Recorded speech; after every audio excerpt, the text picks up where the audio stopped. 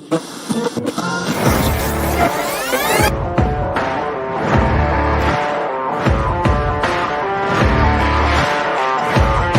great, but being different for the sake of being different, I'm not a big fan of, right? If you just want to be different for the sake of technology, increased, I would hide behind it. And you start to hear some of their challenges, and yes, because it speaks to the core of who you are and what drives you forward. Because what makes you different is what drives you.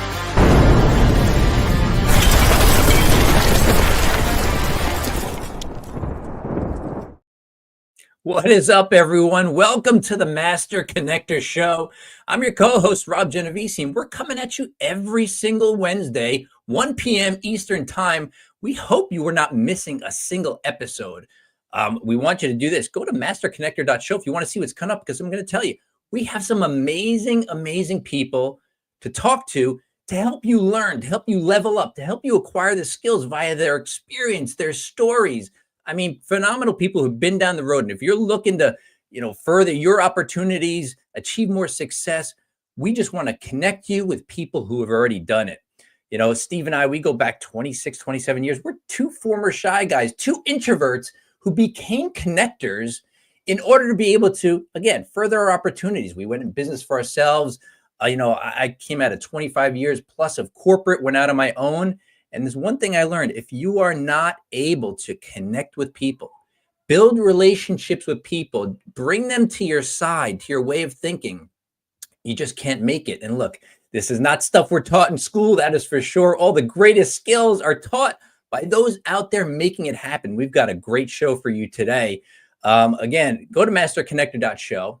See how many people we've got going into 2025. We've been booked out for quite a while. And you can see the events there. You can register for the events. That way you don't miss them. And actually bookmark your calendar for every Wednesday, 1 p.m. We go live here on LinkedIn and on YouTube, and these things will land on Spotify and Apple Podcasts down the road.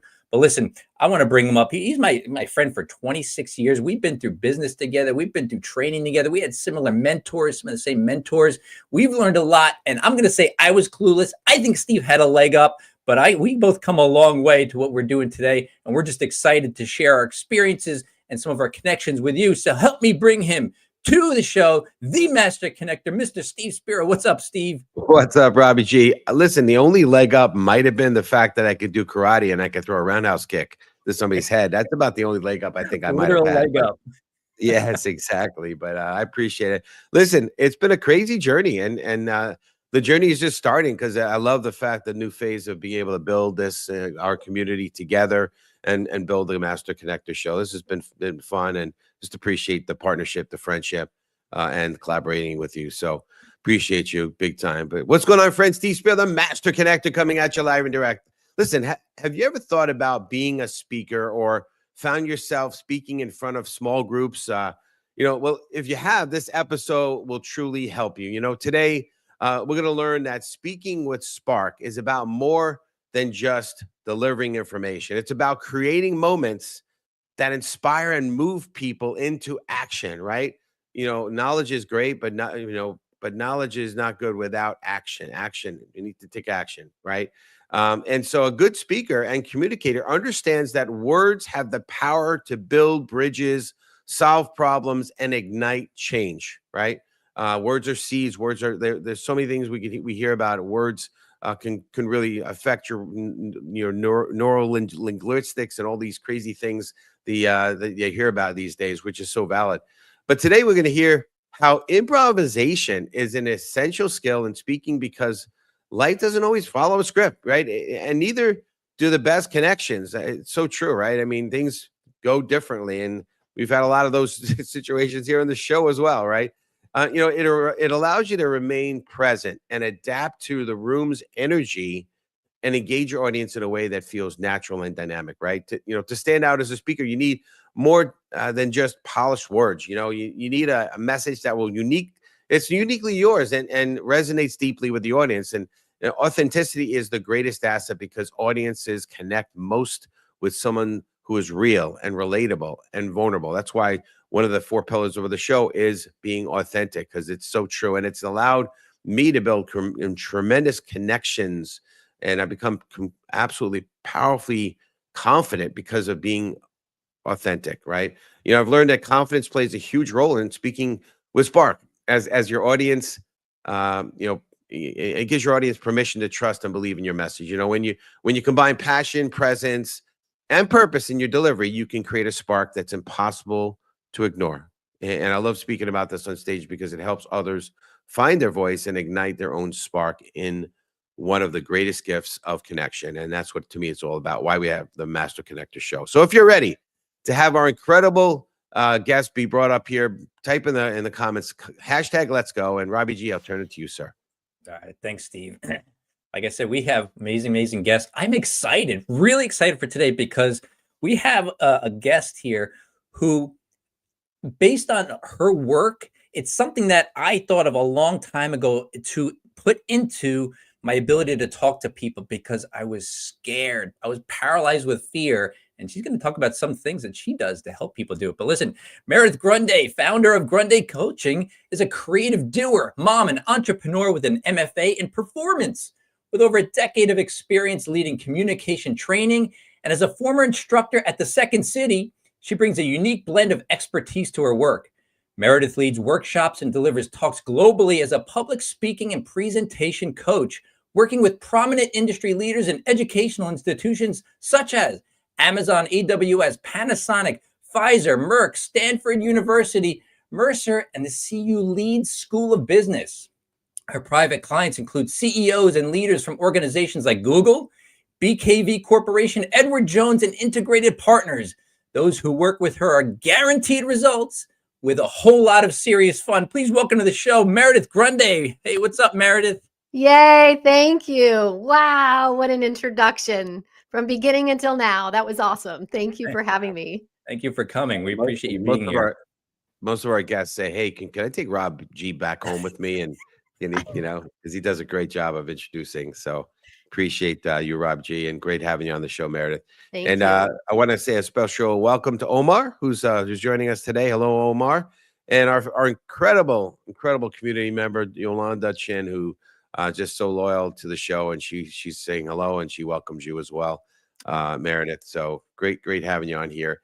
And it's funny because Second City, that's awesome. I remember growing up kind of seeing Second City on TV, and I don't know why, but I kind of associate Second City and Saturday Night Live. I kind of reminds me of both. And on the plane ride from Nashville just recently, I watched the Saturday Night Live movie. Have you seen it? It's pretty crazy. I haven't seen it. No. Oh, it's really interesting. It's it's like the before the very first episode they did, the first show, whatever.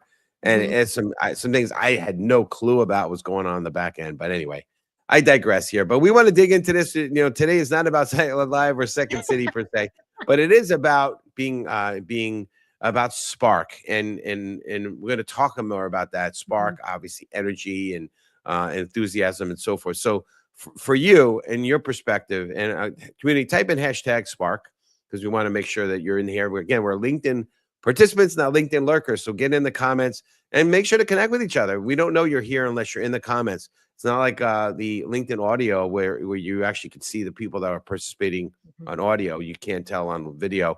So get in the comments. But let's go with this question. So what does it mean to speak with spark? And how can someone bring that energy to their message, Meridith?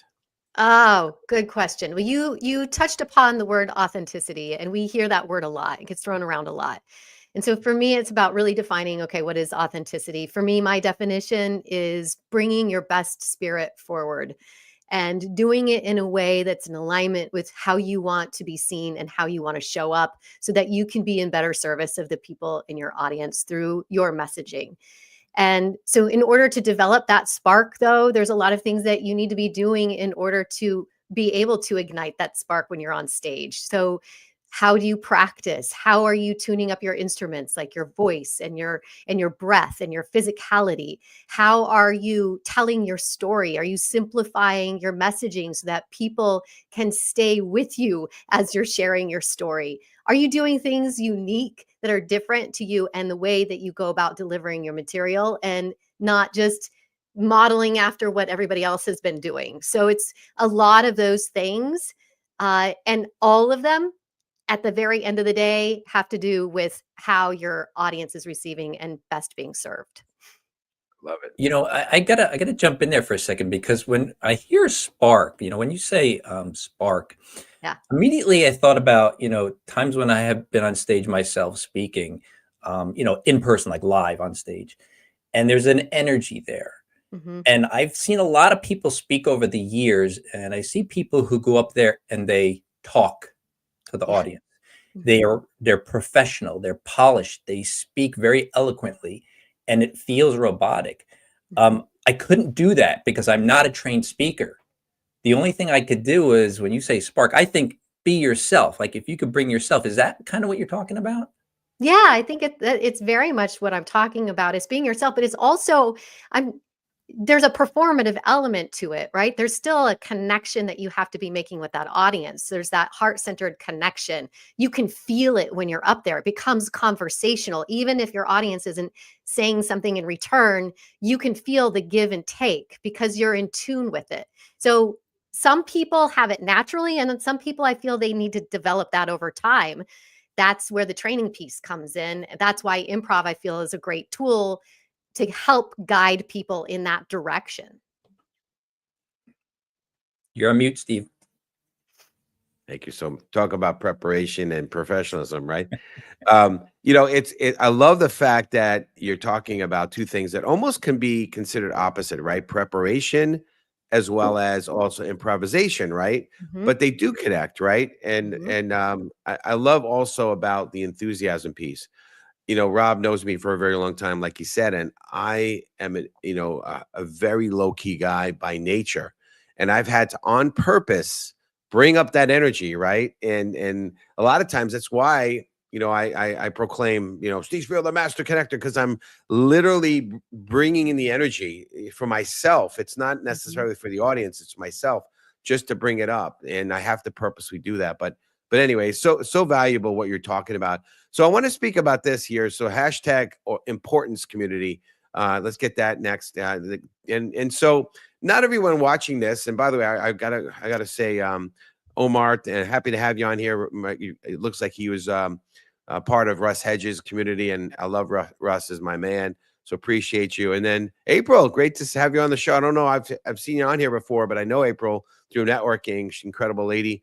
But good to have you on the show. But importance, right? So not everyone on here is necessarily a speaker, although we all, as we were talking in the green room about this, there's going to be opportunities where you're going to need to be in front of people. So tell us, in your impression, whatever, why is being a stronger speaker and communicator essential in today's world? Oh, because I feel like if you are a solopreneur, entrepreneur, you are being called to speak.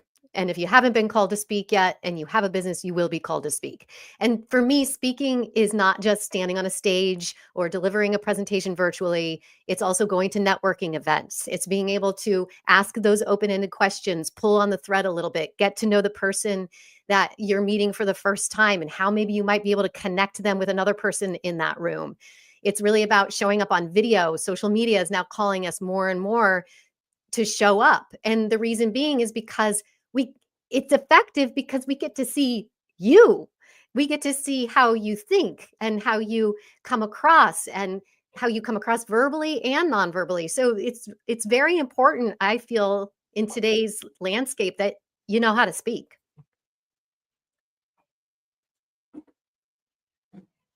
You're on mute again, Steve. Boy, your You're technology is on you're getting on you today. So I'm going to jump I'm in there. gonna I'm do going to this.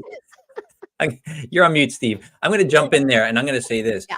Meredith, when you said that about running your own business and doing your own thing, you Yeah. know, if you knew me back when, I was paralyzed with fear, and I'm not being overly dramatic. I literally couldn't think of a thing to say into my 20s. Mhm. Petrified of people. It was low self-image. I thought everybody was smarter than me. No, I believed everybody was smarter than me, more successful than me, all that stuff.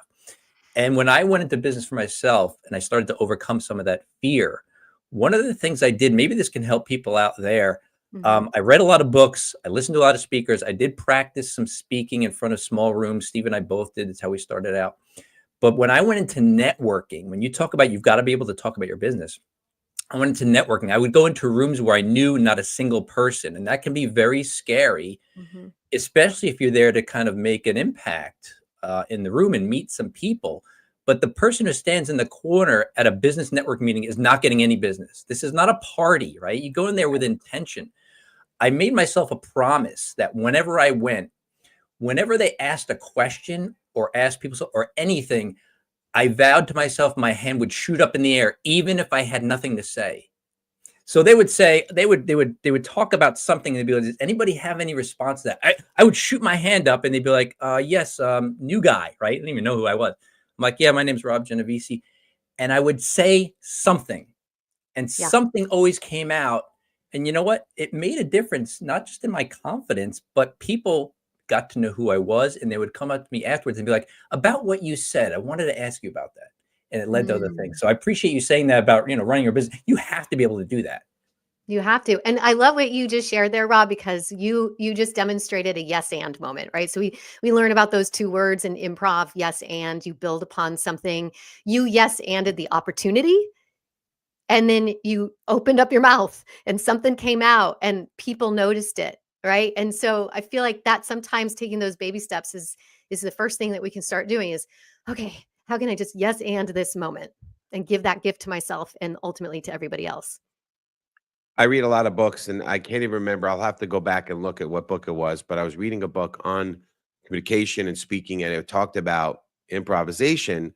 And he was big on that too. And for those who don't know what the yes and means, it's apparently in improv, and correct me if I'm wrong, if you could stop, right? The whole purpose of improv is to keep it going, and right, and when you don't, when you hit the butt, or you need to keep it going, and that yes and is what does it. Am I correct on that? Yeah, I think it's the building blocks. It keeps the story moving forward. It keeps the scene moving forward. Yes. Yeah, love that. Well, Yeah. speaking of which, I just want to acknowledge Omar said for sure, good points. We need to know how to speak in front of an audience online or in person. So appreciate that. Appreciate that. So let's keep this moving, right? So we're talking about improvisation a little bit. So let's type in hashtag improvisation community, and what roles? And we're going to dig into this a little bit more. What roles does improvisation play in becoming a more dynamic and engaging speaker? Great. Well, the first thing I want to acknowledge with improv is that even improv has a structure, right? So those improv actors that you've seen, like Whose Line Is It Anyway? Or you talked about SNL, a lot of those people come from an improv background in Second City, right? All those tools that we have structure. So for me, it's teaching you the structure so that you can be more adaptable, so that you can yes and situations. You can be a cool cucumber if all of your tech fails you. It heightens your communication. It makes you more curious. It gives you, you can be your own brainstorming partner with yes and. Like, what the heck am I even going to talk about today? You just start writing down ideas without editing yourself and without judgment. It teaches us to fail and fail fast. There are so many amazing what's the word I'm looking for? So many beautiful things that will emerge from improv. And the one thing I will say is that, though, you have to do it consistently. Like, you can't just take one improv class and be like, I got it. You have to show up. You have to practice. The more clear, and this is where I feel like the intersection with speaking and improv is really good, is that the more clear you are about your structure, you don't have to be memorized, but the more clear you are about your structure, the more formlessness you will be able to find. That's awesome. I love that. That's great. I need to, by the way, a little confession. Again, I'm all about authenticity. I need to be better at yes and. Okay. I am, Rob knows it, right? We've had occasions where a guest is just canceled last minute and we're live. This is live TV, right? And Rob is really good about just off the cuff. I'm working on that. I need to continue to work on that. But anyway, but it's all about confidence, right? So let's keep this going. And I want to talk a little bit more about confidence. So community, type in hashtag confidence, because to me, that's, being authentic has allowed me to be confident, because I'm not afraid of when I was protecting and keeping it within myself and not sharing those little kind of vulnerabilities, I felt insecure, and then my confidence wouldn't show through. But the minute I let it go, I'm like, confidence became good for me. But I like your perspective, right? How could someone build confidence when speaking in front of an audience, if you would? You got to put in the reps, and you also have to check your mindset. So if you are constantly in that mindset of, I dread this, I'm feeling nervous, I hate that, whatever those voices are in your head, you're not going to show up as your best self. So I would say the first thing I would do is check in on yourself. What is my mindset around this? Am I here because of myself? And is this self-serving, or am I here to actually help people? And how can I transition that nervous energy into something that's exciting? You know, I want to jump in there on this because every time, you know, and Meredith, you're packing so much great stuff in here, and every time we talk about one thing, I'm like, yes, that's one of the keys, and then it's like something else. Well, that's the key. And what I'm realizing and understanding is a lot of this stuff is interrelated, and the whole confidence thing was a big challenge for me. But once I started developing more confidence, a lot of these other things came into play. And so when we talk about having that confidence, I always go back to one thing that I was taught by a mentor. And it was this thing that, you know, sometimes things just stick in your mind, right? You learn millions of things, concepts all the time, and some things stick. And he said one day, you know, Rob, one of the problems is that you're self-conscious. And I said, yeah, I'm really self-conscious. He goes, no. I mean, you're being conscious of yourself when you're interacting with people. You need to be others conscious. Think about them. Think about what they need. Think about giving to them. And I'm going to tell you something. That made a huge impact on me because I stopped thinking about, do I look okay? Am I sounding okay? Am I fidgeting? Do they like what I'm wearing? Like when you stop thinking about what others are thinking about you and start thinking about giving to them, that made a huge impact on what I was doing and helped my confidence level. Ooh, can I add to that? Because I think that's brilliant. It's true. The other piece of it is you cannot care about what other people think of you, right? Because there will be people that don't care for you, that don't resonate with your message. And that needs to be okay. It just needs to be. Back to that crazy look again. We don't need to have that big look because, like I was trying to say when I was on mute, I have this big nose. I don't need to make it any bigger than on screen, right? But anyway, no, that's so good. And you know, similar to Rob, I'll just again another confession is I was very self-focused, self-absorbed, right? So as a person, because I was so wounded as a human, and so that also made me a little more self-conscious, but also closed off. And in a different perspective, what we're saying here, I actually became others focused and said, I want to care about you. And so it's similar to what we're saying, but a little different. And how can it be a blessing to you? And because of that, now people started caring back about, you know, say, oh, this guy is really good. He really cares about me. And the connection became stronger, which again, in communication and speaking, the better you can connect with your audience, right? I speak about that on stage a lot, is the better you can actually be effective as a speaker, right? Yeah. Yeah. Well, and the one thing I didn't mention in my Please. all of the lessons learned in improv is that it does heighten that listening skill that you need to be able to better connect with your audience too. Oh yeah, that's the key. I forgot. Listening, that's the key. Yeah, listening. What's that? Every time I learn something new, I'm like, that's the key. Yeah, it said so many keys of like a janitor, you know. Robbie G, I know that one. That's good. I like it. By the way, I want to welcome Tina to the show. I don't think Tina's been on our show to watch. Hi, Tina. Tina Larson. Great having Tina on here for sure. But anyway, listen, I don't know about you guys, but I love what I do in terms of, you know, being a speaker and some of the other things I have my hands on. And to me, it's not been, you know, at one point earlier as a young adult, I was, you know, yes, I might have been money conscious, but I've learned to be more impact minded, right? I'm looking to make an impact. That's really why I do what I do. That's why I do the show. We're not making money from the show, right? But it's all about impact. So community, type in #impact, and I'd love to hear, you know, what are the key elements of a memorable and impactful speech that you could share with the audience? Well, we hear story a lot. Share your story. Where yes, that is true. Tell your story. Give us more of the details. Don't just give us the idea of the story. Help us really see ourselves in the storytelling. The other piece that I'm going to share that I feel is also impactful is how are you involving your audience in the storytelling, not just from you on stage sharing it and being the only one speaking, but how are you getting them involved in your content? And the reason why I say that too is because we hear a lot of talks, those of us who are in the speaker circuit or go to a lot of conferences. And so my question that I always ask people is, how are you differentiating yourself?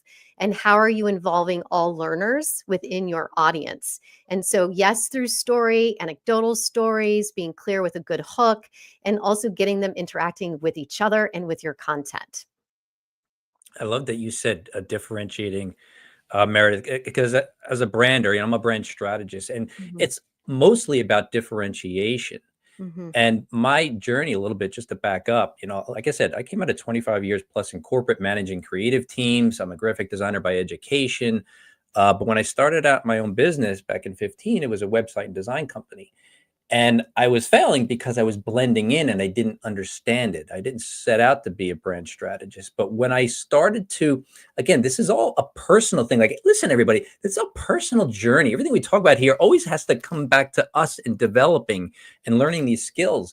But I started to learn about me, letting me be me. And once I got kind of past that hurdle for the most part, I went, well, let me just put myself out there because I want to be different. And look, God only made one you, right? There's no other duplicates out there. So I went with that and I tapped into what that was. And I used deep brand strategy to come up with it. And it really changed a lot of things for me. And it allowed me to be a better speaker too. And I remember I was speaking down in Dallas, Texas one time, and I had prepared what I was going to say. And one of the things was about me connecting with some of the people, that the attendees that were there, to hear what I had to say. So I was with them the night before, just talking with them. And, the next morning when I went up on stage, well, actually, it was that night I realized it was not the right talk. It wasn't what I was supposed to speak to them about. It would have fallen flat. So I actually stayed up to 1 a.m. and I came up with a brand new talk. And the point to this story is that I went on stage the next morning and I gave a talk that I had not really developed except for some talking points, but I was still me. I was able to do it because I was just being me and talking to them as if just like we're talking here now. And it went over really well. So that whole thing in differentiating, I'll tell a lot of people, your point of differentiation is really just be you. I love that. And also I feel, and tell me if I'm wrong here, but Rob, because you spent all of that time with the people who were attending and you learned about what their pain points were specifically, and you knew you had to pivot.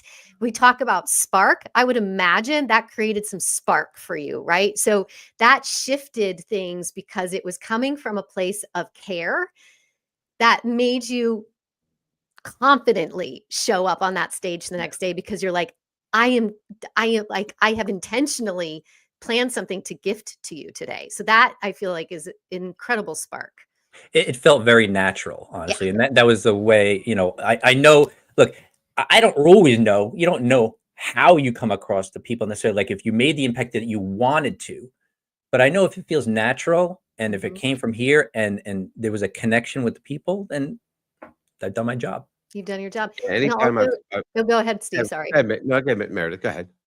Well, and so you talked about connecting with people, and I always hear, often hear that people feel really nervous before they give a talk. And so depending on the circumstances or how the room is set up, what you did actually will help calm the nerves. When you get to know people and you shake their hands and you get to make eye contact and hear their stories, when you get on that stage, you feel like you've already been there, right? So that helps tremendously too. I just wanted to point that out. I appreciate that. That's what this guy was saying. I do that all the time when I'm on stage. I love to go walk the crowd and talk to people. So you're actually connecting with them already. So the connection already. So, but listen, speaking of connection, I know we're at the end of the bottom of the hour here. You have an offer you want to give the community. If you could tell us about your offer, please, if you would. Yeah. So I have a program called Confidently Speaking. We've been doing it for about 4 years now. Tina is in that group. It's a group coaching program where we use improv, and it's improv for speakers. I treat it like a gym membership. So the more you show up, the better you're going to get. We also have practice times, but we meet Wednesdays from 4 to 5 p.m. Eastern time, and I have a class on Fridays from 12 to 1 Eastern time. If you want to drop in, just DM me, and I will give you the link to come check it out. Awesome. That's great. What's the best way for our community to reach you? You can reach me on LinkedIn. You can also email me directly at meredith@grundeicoaching.com. Really appreciate you being on here. You did a phenomenal job. Blessed our community, blessed our audience. Thank you again. We're going to have you go to the green room now, but I'll see you soon. All right. Thank you, Steve. Appreciate Thank you, you. All right. All right. Well, this is great. I mean, what an incredible, and every week we come at you with incredible guests, incredible content. So hopefully, like Rob said, you're tuning in every single week. Next week, January 2nd, 22nd, we're going to be on with Lead and Grow with Confidence with Julie Riga. You don't want to miss this one. It's going to be incredible. But to find out more about some of the other up and coming shows, go to masterconnector.show. If you want to be, if you're looking or interested in being a sponsor of an episode, you can go there as well. I'll tell you about what that means. But I want to close down with a story. All right. Viola Davis, a celebrated actress and public speaker, embraced the power of speaking with enthusiasm by sharing her journey from poverty to becoming an Academy Award winner. Her heartfelt speeches, like her Emmy acceptance speech for How to Get Away with Murder, radiate passion and conviction. She, leaving the audience deeply moved and inspired. Davis reminds us that when we speak with enthusiasm, we give our voice to our struggles and triumphs, empowering others to believe in their own possibilities. Folks, let's make sure we speak with spark so we can inspire others and ultimately shine our light. God bless. See you next week. And you start to hear some of their challenges, and yes, because it speaks to the core of who you are and what drives you forward. Because what makes you different is what drives you.